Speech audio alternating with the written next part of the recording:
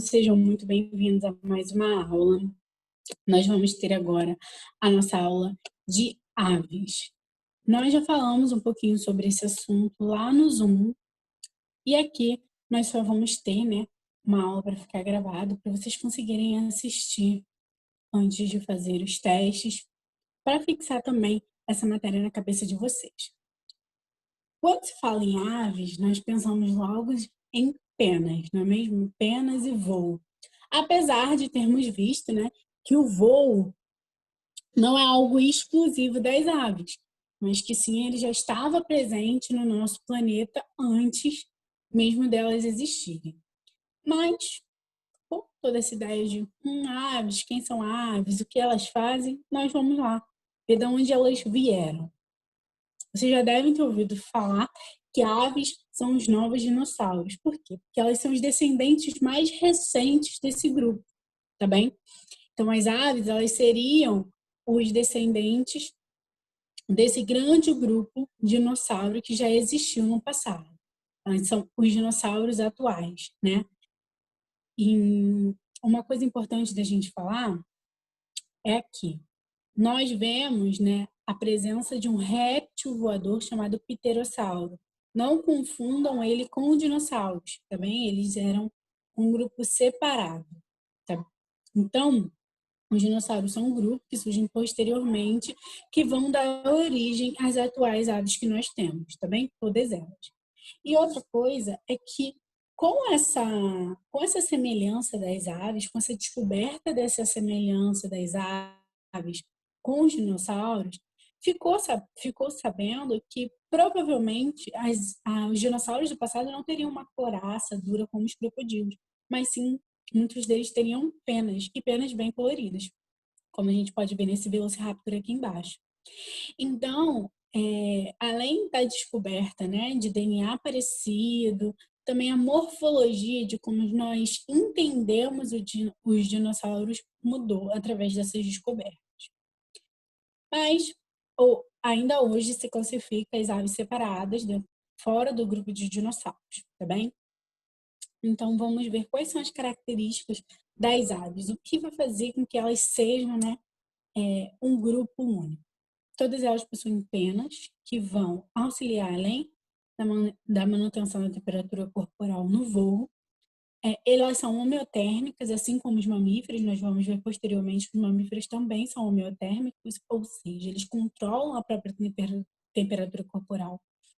Nós estávamos vendo animais até agora que eram animais ectotérmicos ou exotérmicos. Esses animais não controlam a própria temperatura corporal. Por isso que nós não vemos anfíbios, répteis nos polos.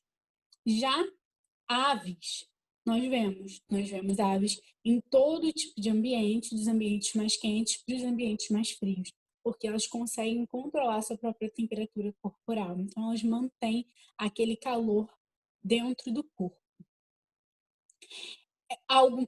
Todas as aves têm os membros superiores modificados em asas, mas nem todas voam, não é mesmo? A gente sabe que existem várias adaptações para os tipos de vida de ave, nós vamos ver isso. E uma coisa que liga as aves aos répteis, é o ovo amniótico.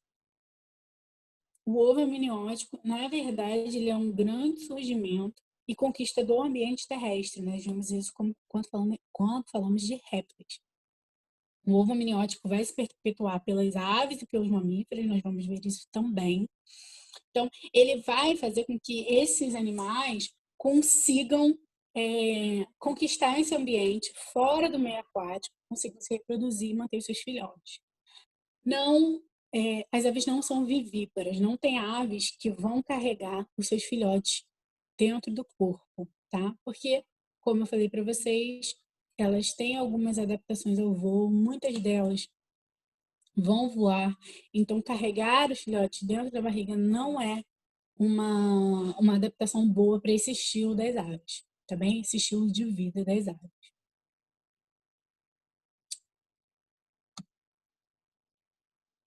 Para a gente entender melhor como é que funciona, algumas adaptações das aves, a gente tem que ver um pouquinho da anatomia e da fisiologia, ou seja, os órgãos e como eles funcionam. para as aves. Primeiro, a gente vai ver ser um sistema respiratório circulatório. O sistema circulatório é uma grande novidade aí nas aves, porque ele é um sistema circulatório completamente fechado, onde o sangue venoso não se mistura com o sangue arterial, ou seja, o sangue rico em gás carbônico não se mistura com o sangue rico em oxigênio. São 4 cavidades completamente separadas, assim como nós vamos ver nos mamíferos, tá bem? Nós vimos que os répteis crocodilianos, né, eles tinham 4 cavidades, mas não eram completamente separados. Aqui nas aves já está tudo separadinho, arrumado e organizado. A respiração das aves é pulmonar, tá bem? Não tem outro tipo de respiração, só essa única. Além disso, as aves possuem 2 grandes adaptações no seu sistema respiratório. Uma delas são os sacos aéreos, que são essas bolsinhas que nós vamos em volta dos pulmões aí na figura. Esses sacos aéreos, eles enchem de ar, eles têm na região do tórax, do abdômen, eles enchem de ar e diminuem a densidade das aves, fazendo com que facilite para elas voarem, tá bem? Além disso, elas têm uma câmara que vai vibrar, que é a seringe, para produzir o canto. Ali também um pouquinho abaixo da traqueia, antes de chegar na ramificação dos brônquios. Outra coisa interessante nas aves é o seu sistema digestório. As aves elas vão ter uma alimentação bem diversa, porque elas são muitas, né? Nós vamos ver alguns tipos de adaptações a alimentações que as aves vão ter, mas nenhuma delas possui dentes. E isso é uma grande questão para as aves. Como é que elas iriam triturar o alimento se elas não possuem dentes? Então, o corpo delas já se adaptou a essa questão. Primeiro, nós temos o bico, né? A faringe, nós temos o esôfago, e aí tem o papo. O papo é um local de armazenamento. Pode ser armazenamento de nutrientes, de comida, para depois, posteriormente, ser utilizado pelas aves. Elas podem carregar alguma coisa ali, até para depois regurgitar, tá bem? Para alimentar os seus filhotes. O proventrículo ou estômago químico é onde ocorre a digestão química dos alimentos, né? A quebra das moléculas. Logo embaixo nós temos a moela. A moela é a digestão física. O trabalho que os dentes fariam nas aves é feito pela moela. Então existem até algumas aves que vão comer junto dos alimentos, dos nutrientes que elas precisam, elas vão comer substâncias mais rígidas, como pedras, para poder ajudar na quebra física, na quebra mecânica dos alimentos. Elas vão ter um intestino comprido, né? Como vocês vão ver, e o seco. O seco, principalmente nas aves que consomem folhas, que consomem as aves herbívoras, né? Não necessariamente só nelas, esse seco é mais desenvolvido porque eles vão abrigar bactérias que vão ajudar na digestão desses alimentos, que o corpo delas não consegue realizar. E no final nós temos a cloaca. A cloaca não é igual o ânus dos mamíferos. A cloaca, ela vai ser um sistema onde vai reunir o sistema excretor, o sistema digestório e o sistema reprodutor. Ou seja, eles saem fezes, urina e os gametas. E assim como os ovos nas fêmeas também. O legal de a gente entender é que as aves elas não produzem fezes e urina separados. Elas vão produzir uma pasta e aí nessa pasta vão sair as 2 substâncias, tá bem? Falando um pouquinho mais, né, de cada tipo de aves, elas vão ter suas adaptações e a gente vai ver como isso ocorre. Para a gente entender de adaptação, a gente tem que falar um pouquinho desse cara e da teoria dele, que é a teoria da seleção natural. Charles Darwin, né, foi um cientista natural que estudou durante muito tempo, fez uma viagem aqui para a América do Sul, nas Ilhas Galápagos, onde ele observou algumas coisas. Ele observou que existiam vários pássaros parecidos, porém, os seus bicos eram diferentes, muito diferentes. E em cada ilha dessas que ele percorreu, tinha um tipo desses pássaros.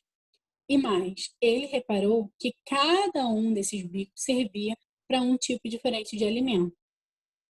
Então, ele reparou em ilhas que tinham mais sementes grandes, robustas, o bico da ave também era robusto. E em ilhas que tinham mais insetos, pequenas frutas, os bicos eram um pouquinho mais finos. Então, ele fez a teoria da seleção natural, no qual diz que o meio onde aquele indivíduo vive, vai selecionar a característica adaptativa que será melhor para a sobrevivência. Como isso funciona? Vamos supor que um ambiente onde só tem sementes duras, robustas, com casca que precisam ser quebradas, surjam duas adaptações, uma de bico fino e uma de bico robusto.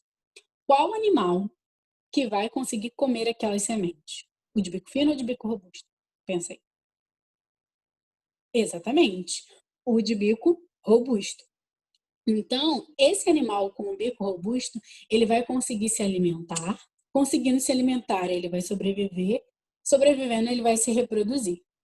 Já o de bico fino não vai conseguir se alimentar. Não vai conseguir reproduzir, porque ele não vai sobreviver, já que ele vai estar sem alimento. Ou seja, qual é a característica que está sendo passada para frente? É a característica do bico robusto. Então, é assim que ocorre na natureza. O ambiente dá os meios e seleciona aquela adaptação mais favorável à sobrevivência. E o que não for favorável vai ser esquecido. Não vai passar para frente a característica e vai acabar sumindo essa característica. Bem? Então, ele fez essa teoria de seleção natural, de que o meio vai selecionar as melhores adaptações. Por isso que nós vemos diferentes tipos de aves, diferentes tipos de bico, diferentes tipos de pata, nós vamos ver, né? Porque cada meio vai selecionar uma característica diferente. Então, vamos ver. Por isso que as aves desenvolveram, ao longo da história evolutiva, diferentes tipos de bico. Esses bicos foram selecionados através do processo de seleção natural e foram se perpetuando ao longo da evolução, tá bem? Dependendo de onde cada ave vai estar, onde ela vai sobreviver. Então, nós temos bicos granívoros, que servem para os grãos, temos frugívoros, temos sondadores, pescadores, raptoriais. Cada um vai servir para um tipo de alimentação, tá bem? Assim como nós temos as patas. Então, a pata A, por exemplo, é uma pata de um animal que é caçador, tá bem? De uma ave que é caçadora. Por quê? As garras são muito grandes, furam a presa, vão conseguir agarrar ela. A segunda pata já é uma pata de segurança, para se segurar no local, no substrato, numa árvore, num galho. Já a terceira pata, ela é uma pata que tem membrana interdigital. O que significa isso? Ela serve para natação. A quarta pata, ela vai ser extremamente diferente. Por quê? Porque ela vai servir para se fixar, não só segurar, mas se fixar naquele substrato, normalmente ali, como a gente está vendo na imagem, na superfície de árvore. A terceira pata, se vocês observarem, ela é bem diferente, né? Até porque ela tem 3 dedos, que é diferente das outras que tinham 4 até agora. Por quê?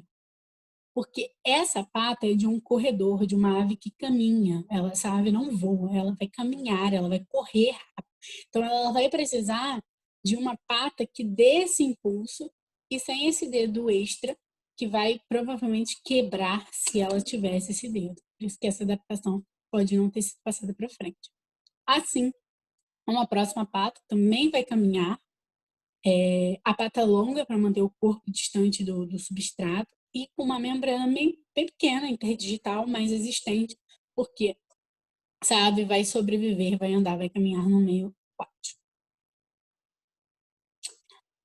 E uma coisa muito especial de algumas aves são as suas adaptações ao voo, né? As aves, elas vão ter todas essas adaptações e algumas delas vão voar. A primeira delas são os ossos pneumáticos, que a gente consegue ver aqui embaixo, né? São esses ossos com parecem buracos, mas são ossos que não são tão densos. Eles conseguem ter essa entrada de ar, porque isso vai diminuir o peso das aves também. O externo em forma de quilha, que é um externo no qual a musculatura consegue se inserir, essa musculatura peitoral aqui, ela consegue se inserir, porque é ela que vai promover o batimento das asas, a força que vai necessitar para o batimento das asas. Então, a ausência de bexiga e dentes, a ausência de dentes a gente já tinha visto, mas aqui uma nova informação, a ausência da bexiga, porque elas não podem carregar, se elas não podem carregar filhotes, como é que elas vão carregar urina, né? Elas não podem reter a urina para esperar liberar ela na hora que for mais favorável. Então, essa urina é logo liberada, tá? Então, elas não vão ter uma bexiga. Os sacos aéreos, que nós já vimos, que ficam em volta do pulmão também, para diminuir a necessidade das aves para elas voarem com maior facilidade. E a membrana nictante, que é uma membrana que tem outros grupos animais, mas aqui ela tem uma adaptação especial para proteção ao voo, né? O ressecamento dos olhos e ao vento, que pode estragar a visão das aves. E aí vocês ficam aí por último com essa imagem dos nossos queridos, de algumas aves que a gente pode encontrar aqui na Mata Atlântica. Pessoal, espero que vocês tenham entendido, né? Essa matéria é tranquila, é fácil, é saber mais as características das aves, saber quais adaptações elas têm para o voo, quais adaptações elas têm para se alimentar de grãos, quais adaptações elas têm para se segurar melhor e por que essas adaptações existem, tá bem? Caracterizar os grupos das aves, então, aves são homeotérmicas, possuem penas, tudo isso é super importante. Mas não é difícil, são animais que vocês já conhecem e já têm uma familiaridade, tá bem? Sétimo ano, um beijo e